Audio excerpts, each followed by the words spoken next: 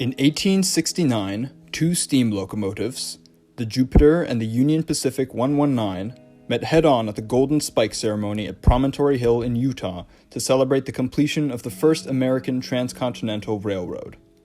So what? Well, in 1974, O'Connor Engineering Laboratories was commissioned to reconstruct these locomotives from scratch, so they drafted this 780-ish page document using only photographic references. So what? Welcome, engineers and other people, to our Solidworks project, the Jupiter locomotive. A few things to get out of the way. The Jupiter is a tender engine, meaning that, unlike Thomas the Tank Engine, she carries her fuel and the water for steam in a separate car, the tender. And we did not make that. We also didn't make the brake system or several of the other pipes, but we downloaded no parts from the internet other than SolidWorks toolbox parts. This right here is a part of the air brake system that we made by accident, so it's sort of floating in space, but we still wanted to show it because it's cool. There will be a separate configuration in our final project hand-in that has it inside. You might notice that our components appear differently in the full assembly than in their motion studies. While we were making our parts, we followed O'Connor Labs' instructions for materials. So one version of the assembly is just raw wood and metal, while the other has shiny paint and trimming.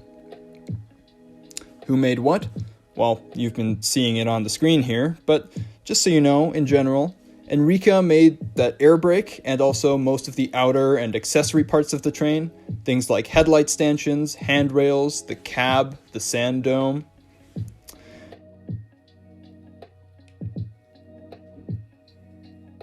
Andrew was responsible for the boiler. That's this big iron cylinder that makes up the body of the train, as well as all of its related pipes, levers, and doors. Ashton, Gordon, and Ian made all of the assemblies marked as engine on the blueprints, which apparently basically means the lower half of the train. Unfortunately, we were unable to assemble the final product in a way that allows the moving parts to work together. This is because some of the parts here, like leaf springs in the engine truck, would warp and bend in real life in ways that we can't simulate quickly in SolidWorks. Luckily, we have several motion studies to show how some of the parts work together. That's it for me. Thanks for taking a look at our project, and enjoy the rest of the ride.